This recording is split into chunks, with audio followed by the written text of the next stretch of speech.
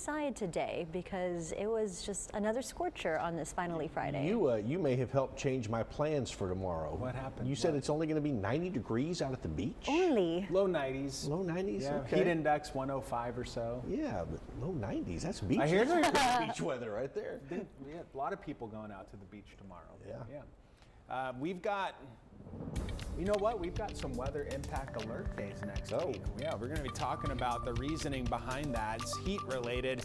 But right now, 96 out, air quality is moderate, 108 on the heat index, and winds are gusting up over 20 miles per hour, but not overly breezy out there. Have had a few sea breeze showers up and down the middle Texas Gulf Coast. And like it's been all week, a little more active over northern Mexico and out toward the desert southwest. Sometimes this time of year in that part of the world, it just gets so hot that the air's rising up because of how hot it is over there. And that alone is why it'll rain during the summer, call it monsoon season over in the desert southwest. This high gets over the panhandle over the weekend. That is not a favorable spot for us to cash in on rain, but it's very favorable for the heat, and we'll have plenty of it over the weekend. This then moves a little farther to the west and may strengthen a little bit into the middle of next week, and that position right there is that's the spot that delivered all the 100-degree days last summer, and that's where we're going to be into the middle of next week. This may try to break down by next weekend, and it may give us a little relief in terms of adding a little more moisture into the atmosphere, suppressing highs, and maybe a rain chance. But through Wednesday, I really don't see a whole lot of change in the temperatures in a negative direction. They're all going to be going positive. And there's the weather impact alert days. Tuesday and Wednesday, we're going to be close to our threshold of 100 on the air temps, 115 on the heat index. So went ahead and put that out there. Primarily between 10 in the morning and 6 p.m. That's when the heat's going to be the worst.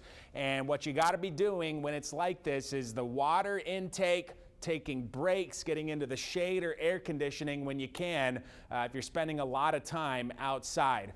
Ernesto, still the only thing on the board in the tropics, and nothing is being marked right now over the next 7 days, so still quiet for the tropics, with the exception being Ernesto. It's a Cat 2 storm, and I was just looking and just in awe of how small Bermuda is and how close Ernesto's going to pass to Bermuda. It's a 100-mile-per-hour hurricane right now, forecast to weaken just a little bit, Cat 1 on the passage tonight, early tomorrow morning, and then it gets picked up by the upper-level winds and taken up into the North Atlantic. Tonight, 78.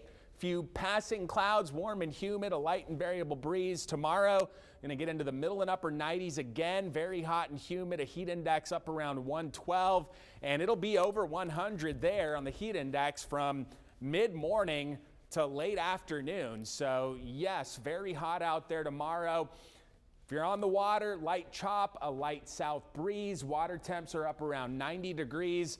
And again, those weather impact alert days, it's just a little extra notch on the heat Tuesday and Wednesday. Not a huge noticeable change, but enough to start calling attention to the fact that if you are outside, you are playing, that heat, it's getting to that danger zone. So we just want to kind of highlight those 2 days. Got to stay hydrated. Alan, thank you. Still to come here on 3 News.